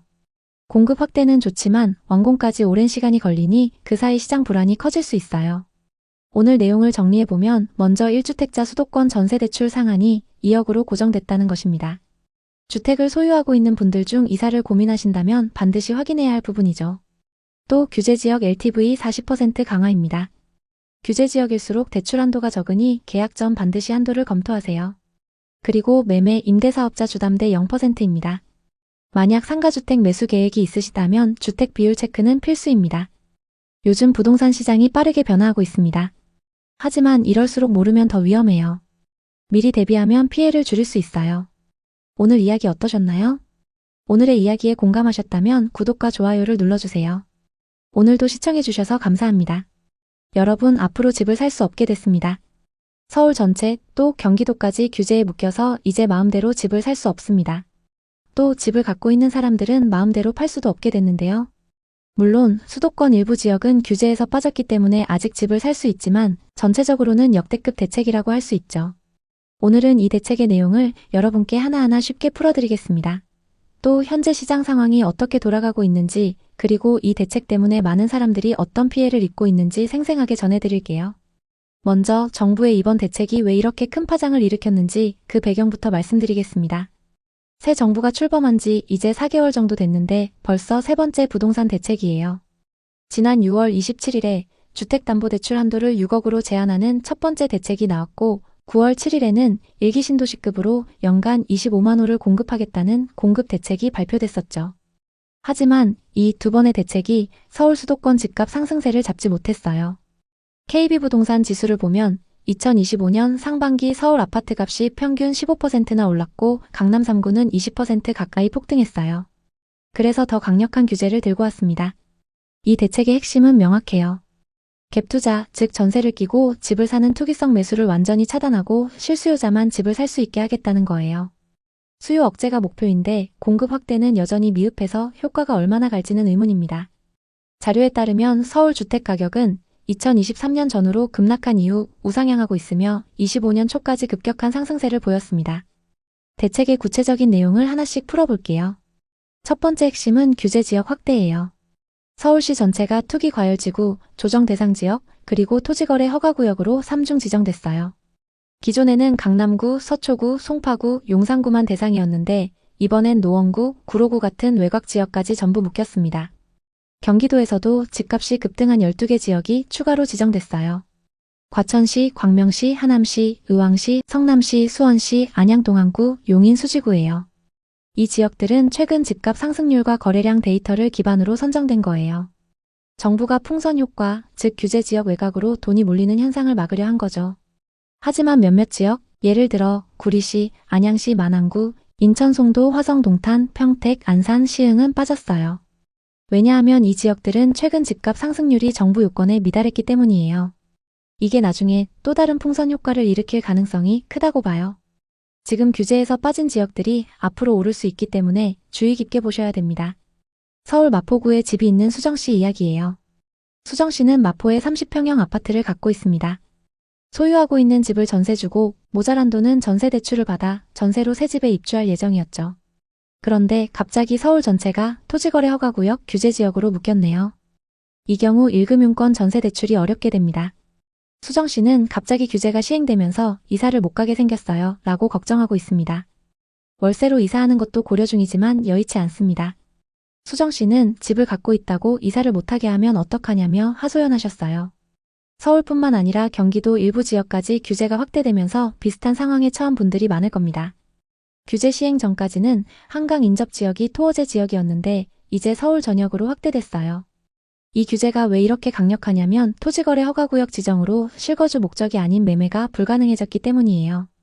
문서에 따르면 서울 비규제 지역 거래량이 평균 770건인데 9월 1580건으로 증가했지만 이제 규제 확대로 확 줄어들 예정입니다. 우선 앞으로 2년의 거주 의무가 붙습니다. 이게 시행되는 시기는 조정 대상 지역과 투기 과열지구는 10월 16일부터 바로 적용됐고 토어제는 법적 요건 때문에 유예돼서 10월 20일부터 시작이에요. 규제 기간은 2026년 12월 31일까지 그러니까 1년 넘게 이어져요. 발표 이후 부동산 중개소가 난리가 났어요. 사람들이 서둘러 계약하려고 몰려들어서 전화가 불통일 정도라고 해요. 제가 아는 중개사분은 발표 전날까진 매수 문의가 없었는데 발표 후엔 계약을 서두르는 사람들로 정신없다고 하셨어요. 한 투자자는 10월 19일까지 계약해야 토어제를 피한다며 급하게 매물을 찾는다고 글을 올렸더라고요. 다음은 대출 규제예요. 이게 중산층과 서민들에게 치명타예요. 주택담보대출이 무주택자는 40%로 줄고 유주택자는 아예 0%예요. 주택 가격에 따라 한도도 차등 적용돼요. 15억 이하 주택은 최대 6억, 15억 초과 25억 이하는 4억, 25억 초과는 2억까지 대출이 가능해요. 예를 들어 30억 아파트를 사려면 대출이 2억밖에 안 나오니 현금 28억이 있어야 한다는 거예요. 스트레스 DSR도 강화됐어요. 기존 하한선 1.5%에서 3%로 올려서 대출 심사 때 금리를 높여서 계산해요. 연봉 1억대인 사람이 예전엔 최대 6억까지 대출이 가능했는데 이제 4억 정도로 줄어들 수 있어요. 전세 대출도 1주택자에게 DSR이 적용되고 한도가 2억으로 제한돼요. 소유권 이전 조건부 전세 대출은 완전히 금지됐어요. 사업자 대출도 주택 구입 목적이면 차단됐고 신용대출은 1억 초과 시 1년간 규제 지역 내 주택 구입 금지예요. 이건 투기성 대출을 뿌리 뽑겠다는 의지예요. 이 대책이 발표되자마자 시장이 즉각 반응했어요. 거래는 갑자기 멈췄고 매도자들과 매수자들 모두 상황을 살피고 있습니다. 민종 씨는 최근 주식이 많이 올라 주식을 정리하고 부동산 투자를 할 생각이었어요. 과천은 집값이 너무 비싸서 전세를 끼고 사야만 가능했죠. 그런데 이번 대책으로 과천이 토어제 대상이 됐어요. 민종 씨는 서울 거주자라 실거주할 계획이 없었는데 토어제 때문에 실거주 안 하면 집을 살 수가 없게 됐습니다. 내가 거주할 집과 투자할 집을 따로 가져갈 수 없다는 게 말이 안 된다고 했습니다. 과천뿐만 아니라 서울 전 지역과 광명, 하남, 의왕, 성남, 수원, 안양, 용인 등 많은 지역들이 규제로 묶였습니다. 최근 서울과 수도권 지역의 집값이 계속 오르면서 규제 지역을 확대한 것으로 보입니다. 규제로 묶여있던 강남 3구와 용산구 외의 지역들이 더 이상 오르는 걸 막기 위한 대책이라고 보시면 됩니다. 세제와 청약 규제도 엄청 빡빡해졌어요. 다주택자들은 취득세가 중과됩니다. 2주택은 8%, 3주택은 12%. 예를 들어 수원 광교에 15억짜리 집을 추가로 매수하려는 2주택자는 취득세만 1억 8천만 원을 내야 합니다. 앞으로는 집을 사기만 해도 2억 가까운 세금을 내야 하는 거죠. 또 양도세도 중과됩니다. 2주택은 20%포인트, 3주택은 30%포인트가 추가되죠. 다주택자들은 장기보유 특별공제도 배제됩니다. 한 투자자는 10월 15일 대책 때문에 부동산 포트폴리오가 무너졌다고 했어요. 그리고 또 다른 투자자는 이제 겨우 돈을 마련했는데 집을 못 사게 막아서 살 수가 없다고 한탄했어요. 이는 중산층 갭투자자, 다주택자, 청약 희망자, 재건축 투자자, 전세 투자자 모두 해당됩니다. 자료에 따르면 서울의 아파트 거래량은 9월 1,750건, 비규제 지역은 1,580건으로 증가했지만 이제 규제 후 더 감소할 것으로 예상됩니다. 현재 시장 상황은 완전히 정지 상태입니다. 다들 눈치 싸움을 하고 있죠. 토지거래 허가구역으로 지정된 지역에 집을 갖고 있는 사람들은 집값이 더 오를까봐 팔지 못하고 매수자들은 더 떨어질까봐 접근하지 못하고 있습니다. 일단 상급지 갈아타기와 갭투자가 완전히 제동 걸린 상태입니다. 규제가 없는 중저가 아파트 쪽으로 수요가 쏠리겠지만 전체 거래량은 감소할 것으로 보입니다. 여기서 또 다른 문제가 생길 수 있는데요. 바로 전세와 월세의 가격입니다. 매매가 막히니 전월세 수요가 폭증할 것이고 전세가가 오를 가능성이 있습니다. 이게 집값을 다시 밀어올릴 수 있어요. 정부가 전세 대출 한도를 줄였지만 무주택자는 크게 영향이 없습니다. 그렇기 때문에 전세 가격이 상승할 가능성이 있습니다. 이건 역시 공급 부족이 핵심 문제예요. 2026년 27만 호 분양 계획이 있지만 공공택지 5,000호가 연내 공급될 뿐 실질적 효과는 미지수예요. 앞으로 시장은 단기적으로 급등세가 진정될 거예요. 하지만 하락보다는 강보합, 즉 가격이 유지되거나 살짝 오를 가능성이 높아요. 특히 벌써 풍선 효과를 볼 지역에 대한 얘기들이 나오고 있습니다. 예를 들면 경기도 구리, 남양주 다산, 용인 기흥, 인천 송도, 그리고 화성 동탄 같은 지역들 말이죠. 이런 지역들은 수요가 몰리면서 상승할 가능성이 있습니다. 이렇게 되면 정부가 추가로 규제 지역을 확대하거나 보유세 인상, 거래세 강화 등 더 강력한 카드를 꺼낼 가능성도 있어요. 정부가 최근 부동산 가격이 국민소득 대비 세계 1등, 일본처럼 버블 붕괴 가능성이 있다고 경고했어요. 일본은 1990년대 부동산 버블 붕괴로 30년 장기 침체를 겪었죠. 우리도 인구 감소와 경제 성장률 1% 미만 속에서 비슷한 위험이 있어요. KB 부자 보고서처럼 현금 10억 이상 보유자가 45만 명, 올해 50만 명이 예상되지만 이 돈이 모두 부동산에 집중되면 버블이 생길 가능성이 있습니다. 구독자 여러분, 이번 대책으로 많은 변화가 예상됩니다. 앞으로도 계속 시장 동향을 전달드리겠습니다. 또 이번에 규제를 피한 지역과 규제에 적용된 지역들을 자세히 분석하고 청약 전략도 공유드리겠습니다. 다음 영상은 앞으로 풍선 효과를 노릴 지역은 어디인가 이것을 주제로 준비해보겠습니다. 어려운 상황 같이 공부하며 이겨내보시죠. 오늘은 여기까지 하겠습니다. 끝까지 시청해주셔서 감사합니다. 행복한 하루 되세요. 고양시 일산은 한때 수도권에서 떠오르는 지역이었습니다. GTX와 지하철 그리고 일기 신도시 호재까지 개발 호재로 들썩이던 그 일산. 그런데 지금 분위기가 완전히 달라졌습니다. 도대체 왜일까요? 지금 고양시 일산은 어떤 모습일까요? 자, 지금부터 그 실태를 파헤쳐 보겠습니다. 2025년 들어 일산의 부동산 시장은 거래량이 급격히 줄었어요. 킨텍스역과 주염역 더블역세권 단지 37평이 10억에서 8억으로 2억가량 낮게 나왔지만 안 팔리고 있습니다. 매수자들이 아직도 비싸다고 생각하기 때문인데요. 킨텍스역 주변의 역세권 신축 아파트들도 고점까지 회복하려면 아직 멀었는데요. 역에서 좀 떨어진 구축 아파트들은 고점 대비 30% 이상 떨어진 곳도 있습니다. 구축단지들의 경우 거래량도 매우 저조한 상황입니다. 그 중에서도 일산 서구 주엽동에 있는 문촌 17단지의 경우 2021년 47평이 최고가 12억 6,500만 원에 거래됐지만 25년 8월 8억에 거래되면서 4억 6,500만 원이나 하락했습니다. 일산은 일기 신도시로 개발되며 수도권의 주거 중심지 역할을 해왔습니다. 게다가 시간이 흘러 재건축 시기가 도래하면서 투자자들의 관심이 쏟아졌죠. 특히 지하철 연장과 GTX 개통 계획은 일산을 서울과 짧은 거리로 연결할 거라는 기대감을 키웠습니다. GTX 개통역 주변과 신축 아파트들, 그리고 앞으로 개발될 일기 신도시 재건축을 내세운 호재까지. 고양시 일산은 부동산 투자자들의 선망의 대상이었어요. 하지만 2025년 10월 지금의 일산은 그때의 열기가 완전히 식어버린 모습입니다. 재건축 호재가 있던 구축 아파트가 9억, 10억까지 올랐던 게 엊그제 같은데 지금은 7억 후반, 8억 초반까지 뚝 떨어졌어요. 반등의 기미가 아직은 보이지 않고 거래량도 바닥을 치고 있어요. 요즘 분당은 재건축 호재로 날아가고 있는데 일산은 아직인 것 같습니다. 일각에선 고점 회복은 아직 멀었다는 이야기가 나오고 있습니다. 지금 가격을 보고 아직도 비싸다는 사람들이 많아요. 낡은 아파트를 지금 이 가격에 누가 사겠냐는 얘기도 들리고 있습니다. 실제로 일산의 아파트 매물은 작년 대비 20%가량 늘었지만 거래는 절반 이하로 줄었습니다. 앞으로 고점 회복까진 시간이 얼마나 걸릴지 알 수 없습니다. 박진우 씨는 40대 중반의 직장인이에요. 2021년 일산 서구 주엽동의 25평 아파트를 7억 3천만 원에 샀습니다. 신도시와 역개발 호재로 집값이 치솟을 거라는 확신이 있었죠. 부동산 중개업소에선 일산은 망할 리 없다며 부추겼고 유튜브에서도 일산 아파트는 재건축 호재로 계속 오를 거란 얘기가 나왔어요. 진우 씨는 전세를 끼고 갭 투자로 매수했어요. 초기엔 전세가가 꾸준히 올라서 기뻤습니다.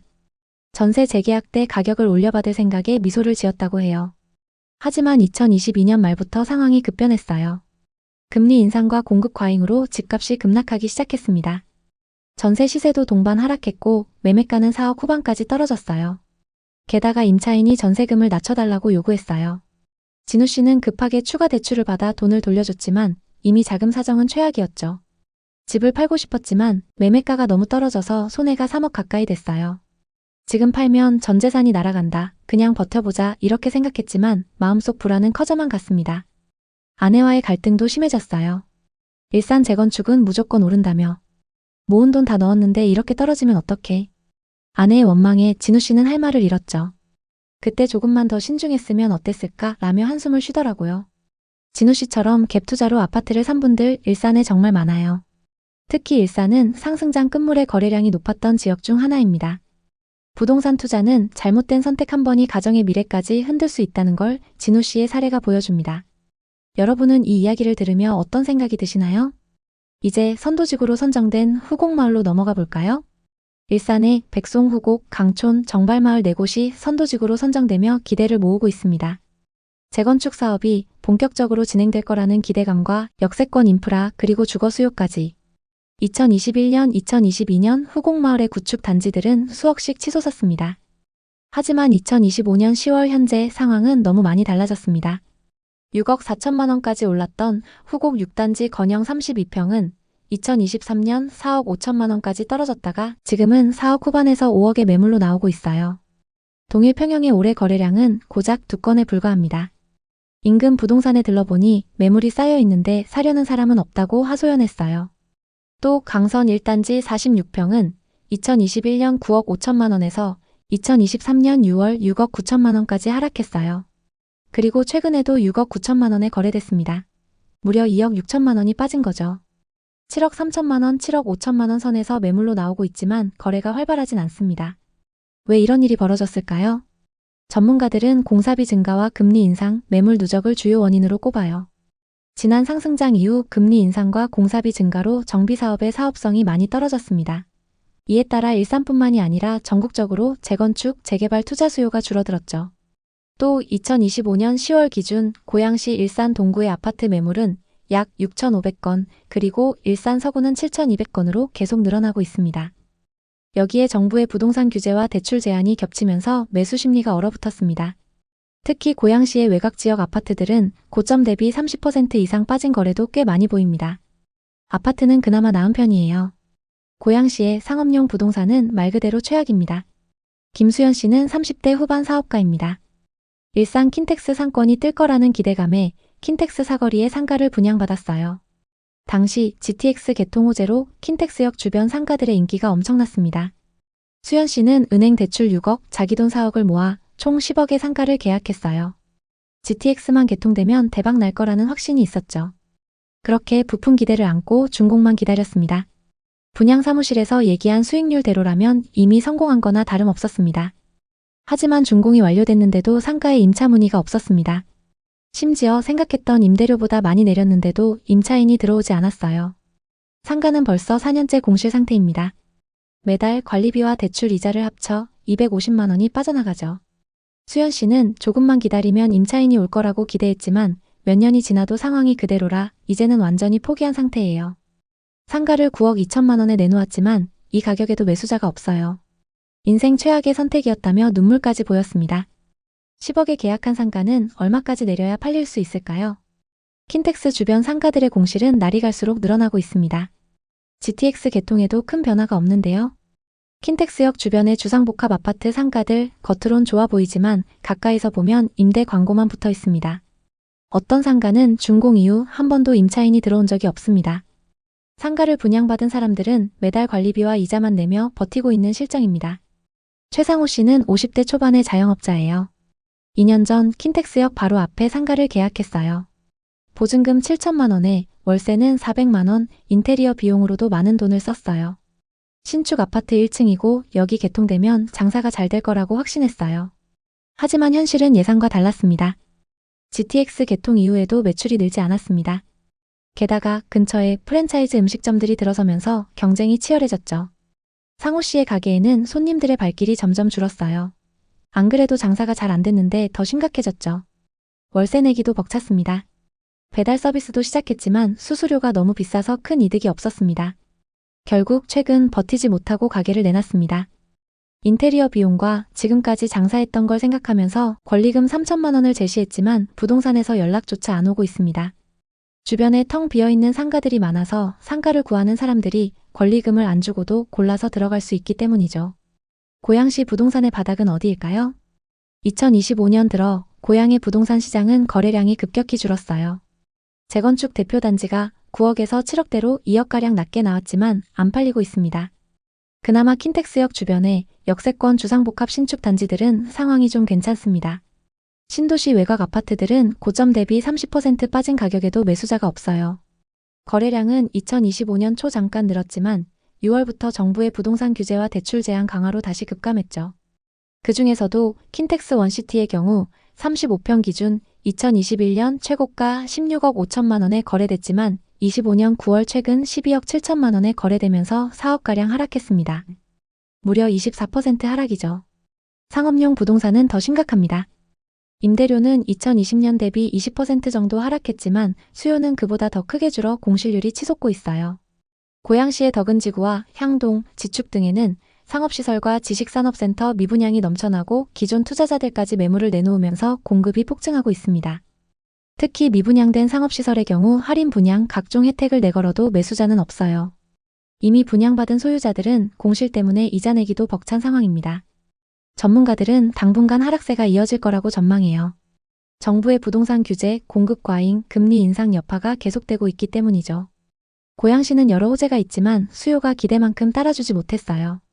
일산과 비슷한 사례로 평촌, 삼본, 중동 등 일기 신도시들이 재건축 사업 지연으로 고전 중이죠. 그렇다고 고양시에 희망이 전혀 없는 건 아니에요. GTX 킨텍스역 개통으로 서울 접근성이 좋아졌고 일기 신도시의 인프라, 원흥, 지축, 덕은지구 등의 대규모 개발 등 매력적인 요소가 많아요. 장기적으로 보면 2027년, 2028년쯤 금리가 안정되고 규제가 완화되면 반등 가능성이 있습니다. 하지만 단기적으로는 신중해야 해요. 특히 지식산업센터와 상가 투자는 정말 위험합니다. 고양시에서 비주거용 부동산 투자로 큰돈을 잃은 사례 주변에 널렸어요. 요즘 주식시장이 뜨거운데요. 부동산은 주식처럼 자주 사고 팔 수 있는 게 아니에요. 한 번의 잘못된 선택이 평생을 좌우할 수 있죠. 고양시에 투자를 생각하신다면 꼭 현장에 와서 확인하세요. 재건축 진행 상황, 공실률, 임대료, 거래량 등 상황을 꼼꼼히 체크해야 해요. 자칭 전문가, 컨설턴트, 상담사 등 무조건 좋다고 하는 사람들의 말만 믿지 말고 직접 현장의 분위기를 느껴보세요. 고양시는 여전히 매력적인 도시지만 단기 상승을 기대하며 섣불리 접근하면 큰 손실을 볼 수 있습니다. 오늘 이야기 어떠셨나요? 고양시 부동산의 현실 생각보다 녹록지 않죠. 오늘의 이야기에 공감하셨다면 구독과 좋아요, 알림 설정까지 부탁드리겠습니다. 여러분의 응원이 큰 힘이 됩니다.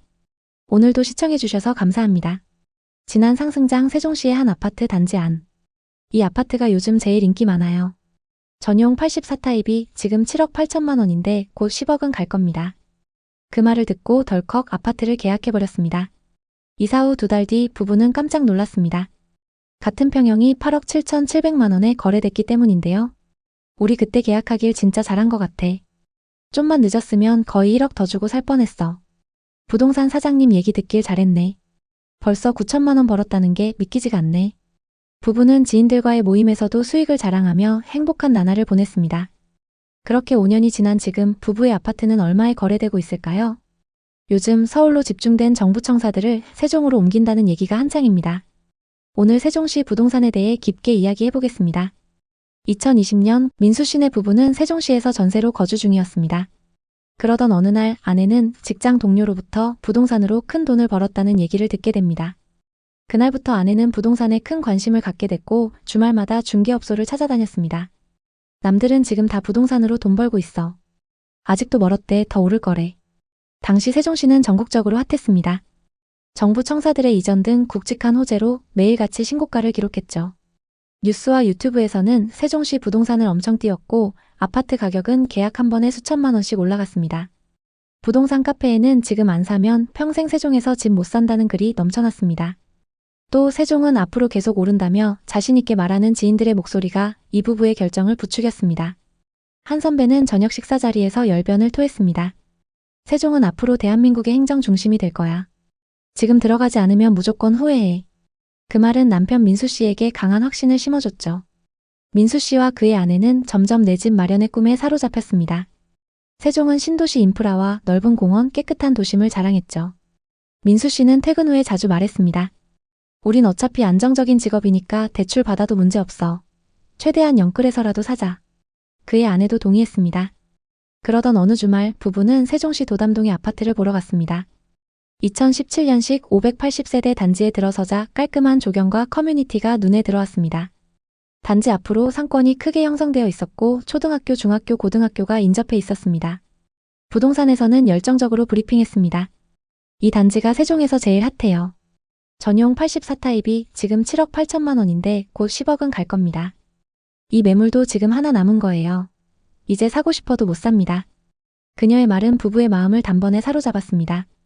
그들은 단지와 소개받은 집 내부를 둘러보며 점점 더 빠져들었습니다. 여기 정말 좋아. 우리 애도 여기서 뛰어놀면 딱이야. 학교도 가깝고 단지 자체가 신축급이잖아. 그의 아내도 같은 생각이었습니다. 결국 그들은 대출을 최대한 끌어모아 전용 84타입 아파트를 7억 8천만 원에 계약했습니다. 2년 만에 3억이나 오른 가격이었지만 앞으로 더 오를 거라는 확신이 있었습니다. 주변 동료들도 대부분 실거주 목적으로 세종 아파트를 매수하고 있었습니다. 한 동료는 매수하고 벌써 1억 넘게 올랐다며 자랑하기도 했습니다. 유튜브와 부동산 카페에는 세종은 절대 안 떨어진다, 정보 호재 믿고 들어가라 이런 말들로 도배됐습니다. 한 부동산 칼럼에서는 세종은 수도 서울을 대체할 미래의 중심지라며 장밋빛 전망을 이야기했습니다. 계약서를 쓰는 날 중개사가 웃으며 말했습니다. 좋은 결정하신 거예요. 앞으로 더 오를 일만 남았습니다. 민수씨와 그의 아내는 그녀의 말을 굳게 믿었습니다. 이사 후 2달 뒤 부부는 깜짝 놀랐습니다. 같은 평형의 매물이 8억 7,700만 원에 거래됐던 겁니다. 우리 7억 8천만 원에 계약하길 진짜 잘했다. 좀만 늦었으면 거의 1억 더 비싸게 살 뻔했어. 맞아, 부동산 사장님 얘기 듣길 잘했네. 너무 좋다. 벌써 9천만 원 넘게 수익이라니. 부부는 지인들과의 모임에서도 수익을 자랑하며 행복한 나날을 보냈습니다. 그렇게 1년 정도 여유 있는 삶을 보냈습니다. 그러던 어느 날 단지 내 부동산에 급매라는 광고가 붙기 시작했습니다. 또 뉴스에서는 한국은행의 기준금리 인상이 본격화되고 있다는 소식이 연일 보도됐습니다. 대출금리가 치솟으면서 세종시 아파트 거래량은 급격히 줄어들었습니다. 부동산 커뮤니티의 분위기도 완전히 바뀌었죠. 민수씨는 처음엔 대수롭지 않게 여겼습니다. 이건 단기 조정이야. 그리고 우린 실거주니까 상관없어. 집값이야 오르내리는 거지. 하지만 그의 아내는 점점 불안해졌죠. 2023년 초 같은 평형의 아파트가 5억 4천만 원에 거래됐다는 소식이 들려왔습니다. 7억 8천만 원에 샀던 집이 2억 4천만 원이나 빠진 셈이었죠. 부부는 믿을 수 없다는 듯 네이버 부동산을 뒤져봤지만 현실은 더 혹독했습니다. 심지어 1층의 호가 매물은 5억까지 내려가 있었습니다. 너무 충격받아 계약했던 부동산에 찾아갔습니다. 사장님 요즘 집값 왜 이래요? 2억 4천만 원이나 떨어졌던데. 지금은 다른 곳도 다 그래요. 기다려보시죠. 금방 다시 회복할 겁니다. 부부는 책상에 앉아 시세를 보며 한숨을 쉬었습니다. 이게 뭐야? 우리가 뭘 잘못한 거지? 그들의 꿈이던 내 집 마련은 이제 무거운 짐이 되어 그들을 짓누르고 있었습니다. 민수 씨와 그의 아내는 밤마다 거실에 앉아 이야기를 나눴습니다. 그때 왜 그렇게 서둘렀을까? 조금만 더 신중했더라면 어땠을까? 주변 지인들의 돈 벌었다는 말, 부동산에 지금이 마지막 기회라는 말, 커뮤니티의 열광적인 분위기, 그리고 실거주면 괜찮다는 자기 위안. 그 모든 게 그들을 지금 이 상황에 처하게 만들었죠.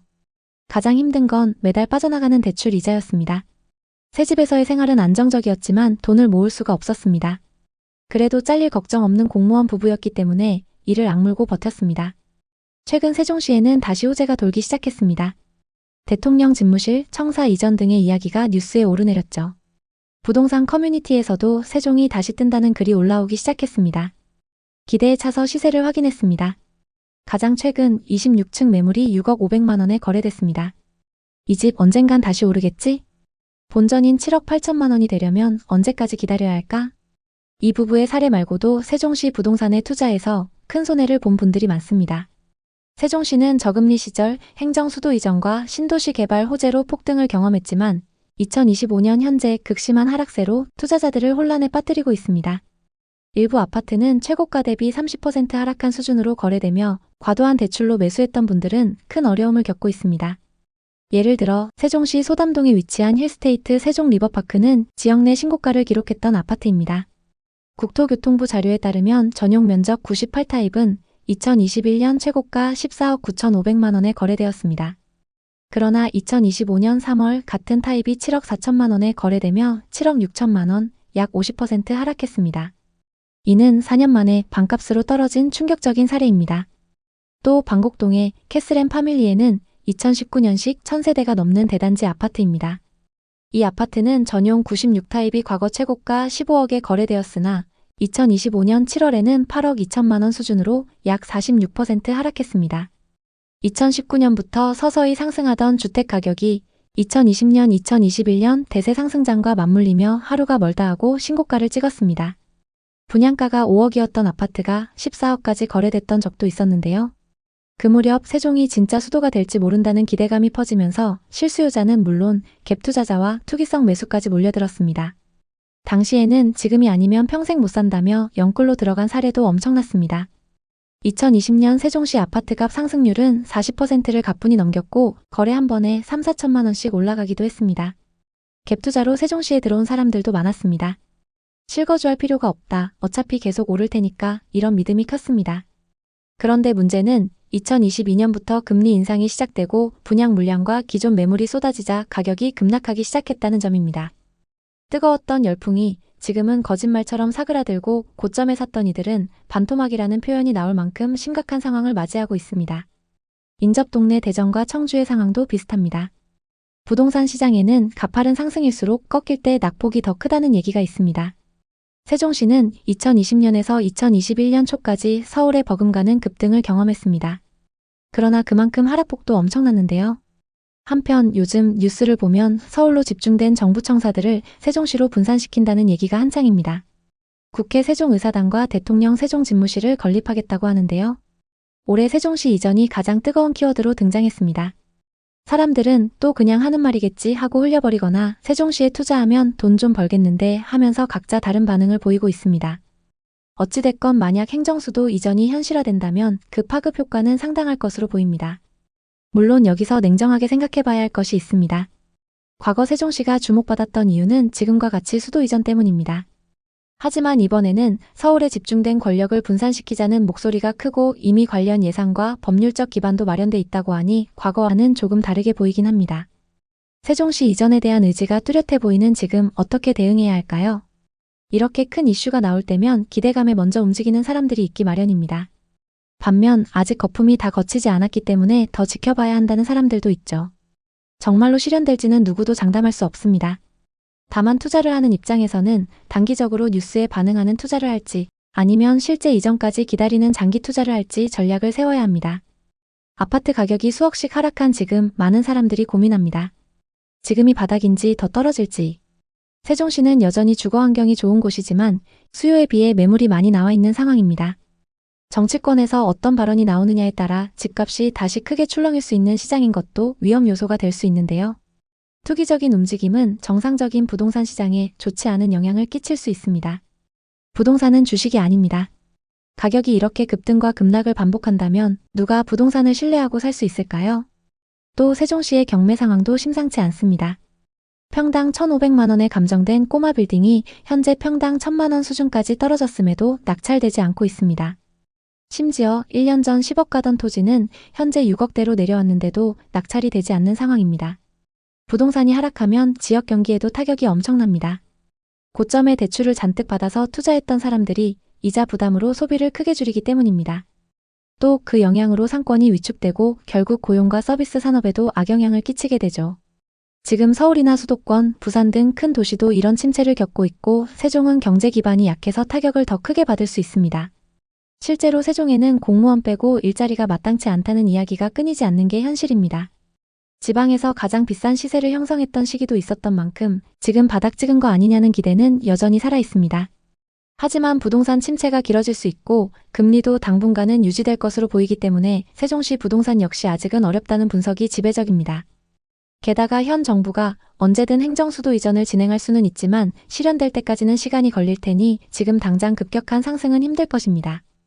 세종시를 둘러보면 깔끔하게 정비된 도로와 공공청사 그리고 주거 인프라가 인상적입니다. 거리 자체는 쾌적하지만 상권이 한산한 곳이 많고 지역 경기가 활발하다는 느낌을 주지는 않습니다. 여러 장점은 있지만 정작 인구 유입이나 일자리 창출이 따라오지 못하면 집값은 가파르게 오르기 어렵다는 걸 인지해 두셨으면 좋겠습니다. 세종시의 미래 가치는 여전히 유효합니다. 다만 상승폭이 컸던 만큼 단기간에 급격한 상승을 기대하기는 어렵습니다. 투기 세력이 떠나면서 시작된 하락세가 한동안 계속될 가능성이 크다는 점과 정치적 이슈에 너무 기대는 건 위험하다는 사실을 기억해 두셔야 합니다. 오늘도 시청해 주셔서 감사합니다. 다음 편엔 더 알찬 부동산 이야기로 찾아뵙겠습니다.